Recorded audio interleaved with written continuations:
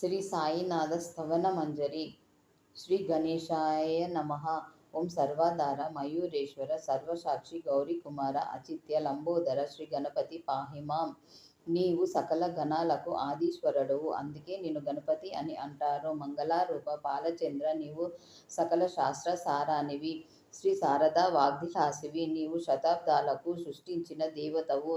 నీ వలనే జగత్తు వ్యవహరింపబడుచున్నది. నీ శక్తి అగాధము. నీవు గంధకర్తల దేవతవు, సకల ప్రదేశాలకు భూషణానివి. ఓ జగదంబ, నీకు నమస్కారము. ఓ పూర్ణ బ్రహ్మ సజ్జన ప్రియ సగుణ స్వరూప పండరీనాథ, పరమ దయామయ దయాసాగర నరహరి, నీవు అందరినీ నడిపించే సూత్రధారివి. జగమంతటా నీవే వ్యాపించి ఉన్నావు. శాస్త్రాలన్నీ స్వరూపాన్ని వర్ణిస్తున్నాయి. ఓ చక్రపాణి, పుస్తక పండితులకు శబ్దాబ్దనాదాల్లో మునిగిన మూర్ఖులకు నీవు అందవు. సత్పురుషులు మాత్రమే నిన్ను తెలుసుకొందురు. నీకు సాధార సాష్టాంగ నమస్కారములు.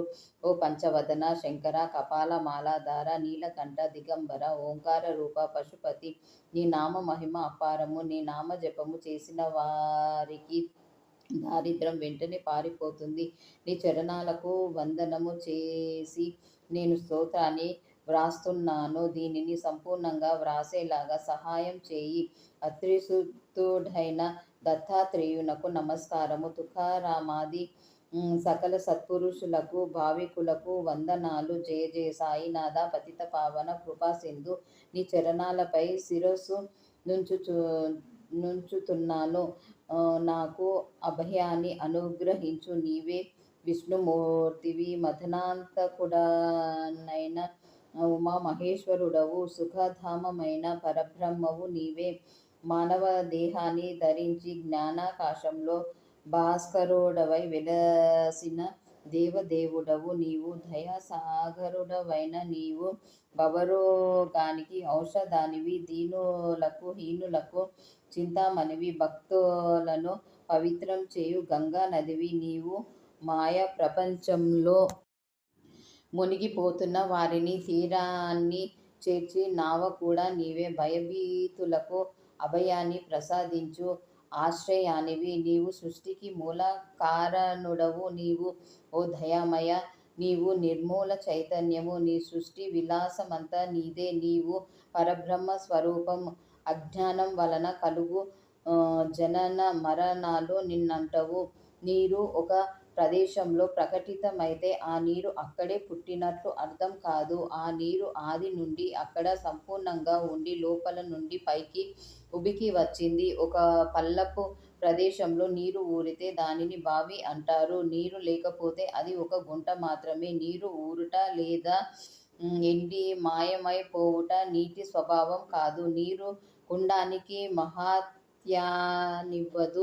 కుండానికి నీటి కంటే ఎక్కువ గర్వము. అందువలనే నీరు ఎండిపోయినప్పుడు అది దీనవస్థ పొందుతుంది. మానవ శరీరం కుండమైతే అందులోని చైతన్యం నిర్మూలమైన నీరు. ఎన్ని ఉన్నా వానిలోని నీరు ఒక్కటే.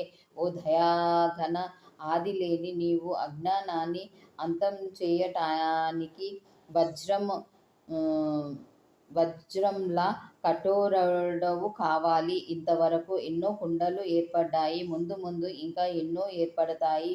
వాటి గుర్తింపు కొరకు ప్రత్యేక కుండానికి ప్రత్యేక నామం. కానీ చైతన్యానికి నీవు నేను అను భేదం లేదు. దైత్యము లేనిదే చైతన్యం లేదు కనుక జగమంతటా వ్యాపించిన చైతన్యాన్ని నీవు నేను అని వేరుగా చూడలేము. మేఘంలోని నీరంతా ఒకటే. భూమిపైన పడగానే ఆ నీటికి అనేక నామాలు. గోదావరిలో పడిన నీటికి గోదావరి అని అంటారు. బావిలోని పడిన నీటికి నదీ జలానికున్న గౌరవం లేదు. సత్పురుషులు గోదావరి నది సమానమైన వారు. మేము వ్యాపికూప తాటకముల వంటి వారము.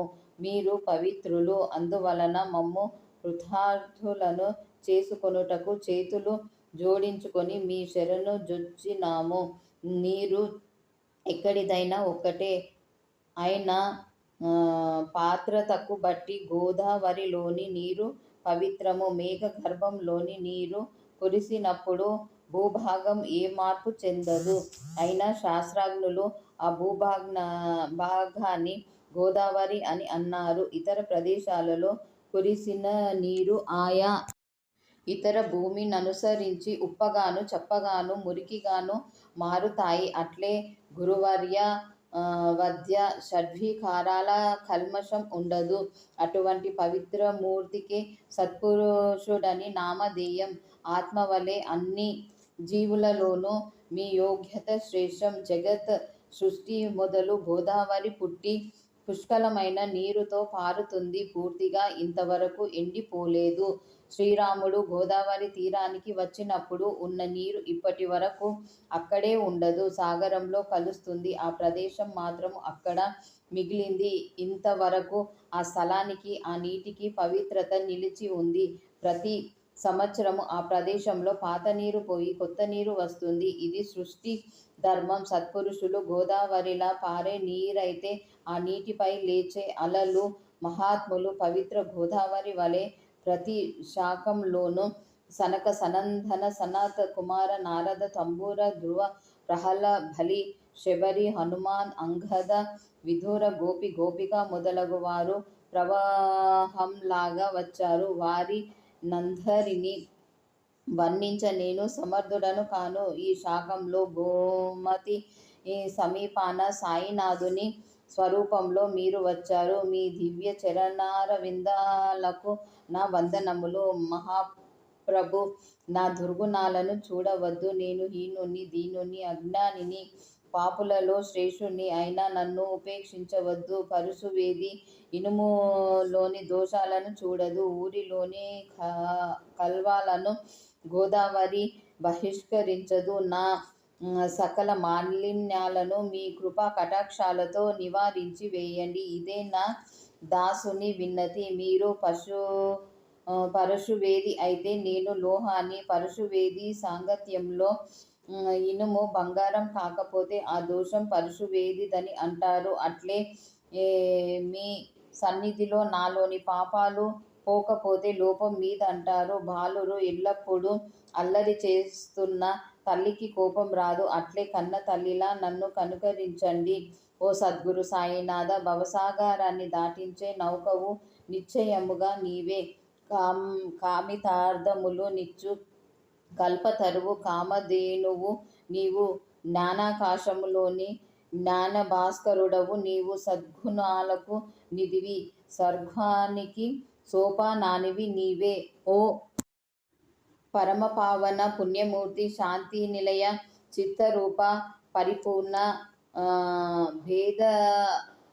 భేదరహిత, జ్ఞానసింధు, విజ్ఞానమూర్తి, క్షమాశాంతులు నిలయమా, నరోత్తమ, ఆనందధామ, భక్తజనాశ్రయ, నన్ను కాపాడు, అనుగ్రహించు. నీవు సద్గురు మచ్చిందర్వి, మహాత్మ జలంధర్, నివృత్తి, జ్ఞానేశ్వర్, కబీర్, షేక్నాథ్ కూడా నీవే. చోళా సవాతవలి, సమర్థ రామదాసువు నీవే. తుకారాం నీవే, సకారాం నీవే, మాణిక్య ప్రభువు నీవే. సాయినాథ, నీ అవతారం అగమ్య గోచరము. నీ జాతి మాతాలు ఎవరికీ తెలియవు. బ్రాహ్మణుడవని ఒకరు, యవ్వనుడవని మరొకరు అంటారు. శ్రీకృష్ణుని వలె నీవు ఎన్నో లీలలు చూపించినావు. శ్రీకృష్ణ పరమార్థులు ప్రజలు పలు రకాలుగా పేర్కొన్నారు. సుకుమారుడు, సుందర బాలుడవని యశోద అంటే, మహాకాలుడవని కంసుడన్నాడు. ప్రేమమయుడని ఉద్ధరుడు అంటే, జ్ఞాన శ్రేష్ఠుడని అర్జునుడన్నాడు. ఈ విధంగా వారి వారి మనోభావాలననుసరించి భావిస్తారు. నీ నివాసమైన మసీదులోని నీ పద్ధతులను చూచి యవ్వనుడవని అనుకున్నారు. నిత్యం అగ్నిదేవతను ఆరాధించే నిన్ను మేము నిశ్చయముగా నీవు హిందువుడవనే తలుస్తాము. ఈ భేదాలు వ్యవహారికులకు, తార్కికులకు, జిజ్ఞాసులకు, భావికులకు ఇవేమీ కనిపించవు. జాతి మత భేదాలకతీతమైన పరబ్రహ్మ స్థితి నీది. అందరి గురువు, ఆది కారణుడవు నీవు. హిందూ ముసల్మానుల భేదభావాలను ఐక్యం చేయాలని మసీదులో అగ్ని దేవతను ఆరాధించు దుని ఏర్పాటు చేసి భక్తులకు నీ లీలా విలాసాన్ని చూపినావు. కులమతాలకు అతీతమైన సాక్షాత్ సద్వస్తువు నీవు.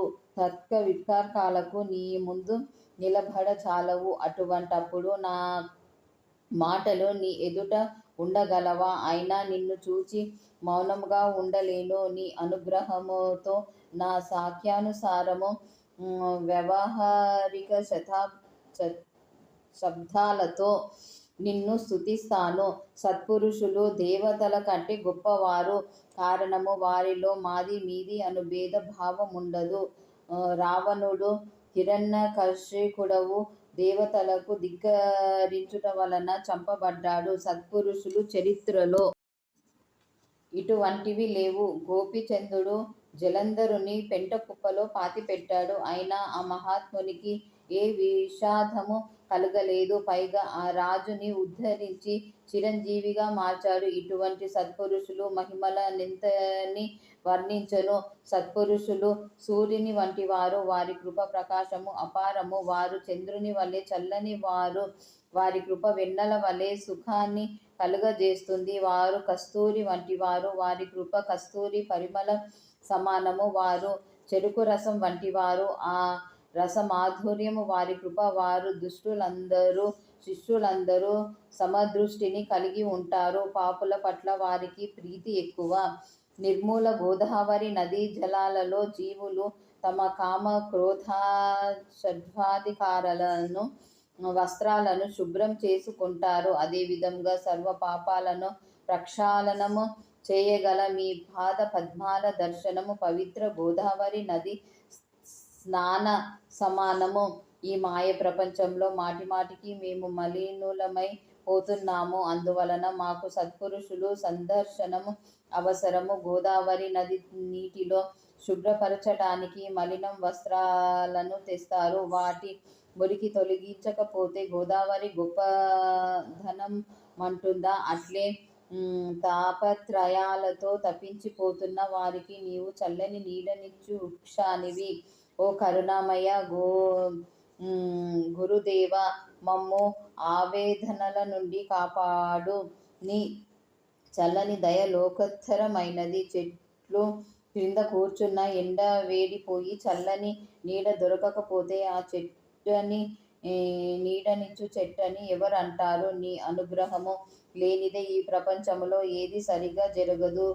ధర్మస్థాపనకు శ్రీకృష్ణుడు అర్జునుని శకునిగా చేసుకున్నాడు. సుగ్రీవుని దయ వలన విభీషణుడు రాముని అనుగ్రహము సంపాదించాడు. సత్పురుషులు వలనే భగవంతుని ఆరాధన వేద శాస్త్రాలు వర్ణించలేని పరబ్రహ్మము సగుణ సాకారము రూపంలో భూమిపై అవతరించుట వలన పరబ్రహ్మ యొక్క ప్రాముఖ్యత తగ్గింది.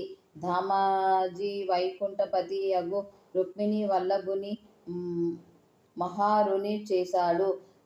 చోకవేళ్ళ కోసము భగవంతునితో గేదెల కళేభారాలను వేయించాడు. సచ్చిదానంద ప్రభువు కంటే సత్పురుషులు గొప్పవారు. వారి అపార మహిమ తెలుసుకొని జగన్నాథుడు నీళ్లు సక్కుబాయికి మోసాడు. ఓ సద్గురు సాయినాథ, షిరిడీ గ్రామ నివాస, ఇంకా 1000 మాటలెందుకు? నీవే మాకు తల్లివి తండ్రివి. నీ లీలలను ఎవరు తెలుసుకొనలేరు.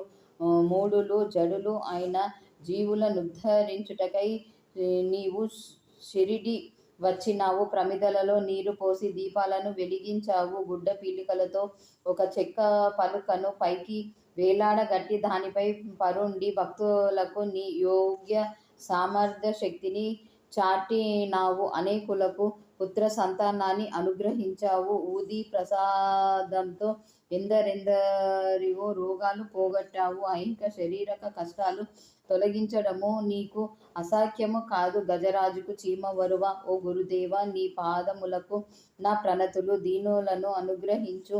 నీవు వైద్యులకు వైద్యుడవు, రాజులకు రాజువి, కుబేరులకు కుబేరుడవు. నీకంటే శ్రేష్ఠులెవ్వరూ లేరు. దేవతలను పూజించుటకు యోగ్యత అయిన పదార్థాలు లేవు. సూర్యుని ఇంట దీపావళి ఏ వస్తువుతో జరుపుకుంటారు? అగ్నిని దహించడానికి వేరే ఏ అగ్నిని తేగలము? సముద్రాన్ని దాహము తీర్చటానికి భూమిలోని నీరు సరిపోతుందా? ఓ సాయి సమర్థ గురుదేవ, పూజకు ఉపయోగపడు వస్తువులన్నీ నీ అంశలే. అనుభవజ్ఞము లేకుండా పరమాత్మతత్వము గురించి ఊరికే పదజాలంతో వర్ణించుట నిరర్థకం. వ్యవహారికంగా నీ పూజ చేయుటకైనా నేను సమర్థుణ్ణి కాను. మనసులోనే అన్ని సంకల్పించుకొని నిన్ను పూజిస్తాను. దయతో నా పూజను స్వీకరించు. ప్రేమాశ్రువులతో నీకు పాదాభిషేకము చేసి సద్భక్తి అను చందనంతో తిలకము దిద్దుతాను. శబ్దాలంకారములతో నీకు కఫీ కప్పుతాను. ప్రేమ పుష్పాలమాల నీ మెడలో అలంకరిస్తాను. దుర్గుణాలను ధూపంగా కాలుస్తాను. నీ పవిత్ర స్పర్శతో దుర్గుణాలు కాలిపోయి సద్గుణాలు సువాసనలు వెదజల్లుతాయి. ధూపము ఎక్కడ వేసినా ఆ ధూప ద్రవ్యాలు అగ్నిని తాకగానే వాటి సువాసనలు వెదజల్లుతాయి. అట్లే గంగలోని మురికి తొలగిపోగానే నీరు పవిత్రమైనట్లు మనసులోని మాలిన్యం కాలిపోగానే మనసు నిర్మూలమవుతుంది. గురువర్య, వైరాగ్య ప్రభలు వెదజల్లేలా మాయ మోహాన్ని దీపాన్ని వెలిగిస్తాను. నీ నీ ఆసనానికి నిష్ఠ అనే సింహాసనాన్ని అమర్చినాను. దానిపై విరాజమానుడవై భక్తి నివేదనను ఆరగించు. దాని రసాన్ని నాకు ప్రసాదించు. నేను నీ బాలుణ్ణి. నీ పాదాలపై నాకు అధికారం ఉంది. నా మనసును నీకు దక్షిణగా సమర్పించుకుంటున్నాను. దానివల్ల కృతార్థభావము నశించిపోతుంది. ఇక ప్రార్థనాష్టపూర్వకంగా సాష్టాంగ దండ ప్రణామాలను సమర్పించుకుంటున్నాను. ప్రార్థనాష్టకము. పుణ్యమూర్తి సాయినాథ, శాంతచిత్త మహాప్రజ్ఞ సాయినాథ, దయాగణ దయాసింధు, సత్వరూప, మాయా వినాశక, జాతిమాత, భేదాతీత, సిద్ధ అచిత్య, కరుణాలయ, జ్ఞానార్క, జ్ఞానదాత, సర్వమంగళ, భక్తిచిత్త, మరాల, శరణాగత రక్షక, సృష్టికర్త బ్రహ్మవు నీవు. పాలనకర్త లక్ష్మీపతివి నీవు. ప్రళయకర్త రుద్రదేవుడవు నీవు. నీవు లేని చోటే లేదు. పృథ్వీ తలమందు సర్వ హృదయ వాసి సాయినాథ, నీవు సర్వజ్ఞుడవు. నా సర్వ పరాధములను క్షమించమని నిన్ను వేడుకుంటున్నాను. భక్తి లేని సంశయములనే అలలను త్వరలో నివారించు. నీవు గోవువు, నేను నీ దూడను. నీవు చంద్రుడవు, చల్లని నీ కాంతిని నేను. నదుల రూపమైన నీ పవిత్ర పాదాలకు ఆధారంగా ఈ దాసుడు ప్రణవిల్లుచున్నాడు. కృపతో నీ అభయహస్తమును నా శరీరాను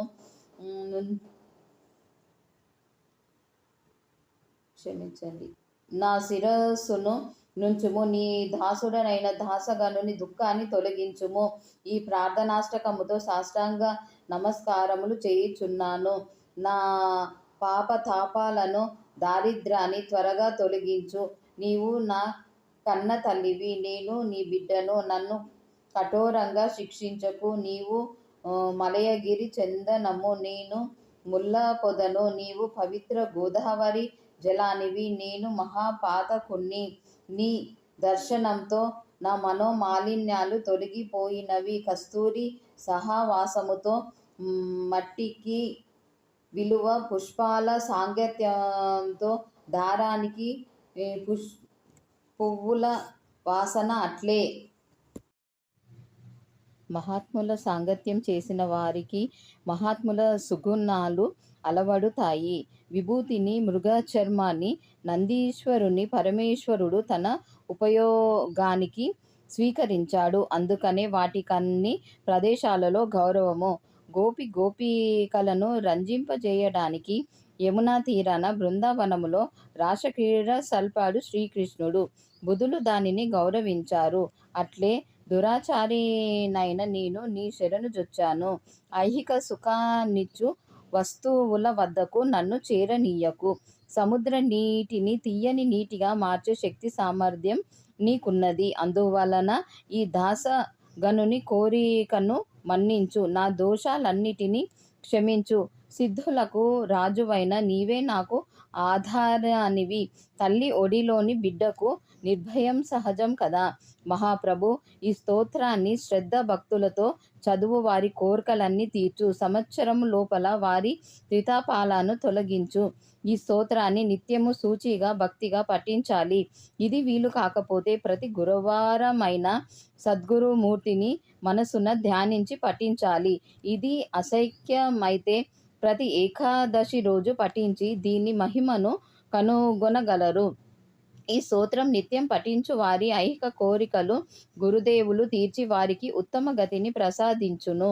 దీనిని నిత్యం పారాయణ చేసి మందబుద్ధులు బుద్ధిమంతులవుతారు, దరిద్రులు ధనవంతులవుతారు, సంతానహీనులు సంతానాన్ని పొందుతారు, రోగులు ఆరోగ్యవంతులవుతారు, చింతలు భయాలు పోయి గౌరవ మర్యాదలు పెరుగుతాయి, పరబ్రహ్మను కూడా తెలుసుకుంటారు. కనుక వితర్కాలు మాని ఇందు దృఢ విశ్వాసం ఉంచండి. షిరిడి క్షేత్రానికి యాత్రకు పోయి బాబా పాదాలపై శిరస్సు నుంచి ప్రార్థించండి. బాబా భక్తకామ కల్పద్రుమం అనాథనాథుడు. వారి ప్రేరణ వలననే నేను ఈ స్తోత్రాన్ని వ్రాయటం. లేకపోతే పామరుడనైనా నేను ఎట్లు వ్రాయగలను? 9-9-1918 సంవత్సరంలో భాద్రపద శుద్ధ చతుర్థి అంటే వినాయక చవితి సోమవారం నాడు పవిత్ర నర్మదా తీరాన శ్రీ మహేశ్వరుని క్షేత్రంలో ఈ శ్రీ సాయినాథ శ్రవణ మంజరి రచన పూర్తి చేసి 12-9-1918 గురువారము రోజున ద్వారకామాయిలో సుఖాసీనుడై కూర్చొని ఉన్న బాబా ఎదుట దీనిని గానం చేసి అంకితమివ్వడమైనది. సాయిబాబాయే నా మనసులో ప్రవేశించి ప్రతి శబ్దాన్ని లిఖింపచేశారు. నేను దామోదరుణ్ణి, శిష్యుణ్ణి, సాధు సజ్జనులకు కింకరుణ్ణి, దాసగనుడను. స్వస్తి. శ్రీ సాయినాథ శ్రవణ మంజరి భవసాగర తారకం కావాలని అత్యంత భక్తిగా విన్నవించుకుంటున్నాను. పాండురంగ సాయినాథ శుభం భవతు. అఖిలాండ కోటి బ్రహ్మాండ నాయక రాజాదిరాజ యోగిరాజ పరబ్రహ్మ శ్రీ సజ్జానంద సద్గురు సాయినాథ్ మహారాజ్కి జై. భక్తులకు విన్నపము. నేను శ్రవణ మంజరిలో ఎన్ని తప్పులు చదివినో ప్రతి ఒక్క తప్పును నన్ను క్షమించగలరని కోరుకుంటున్నాను. శుభం.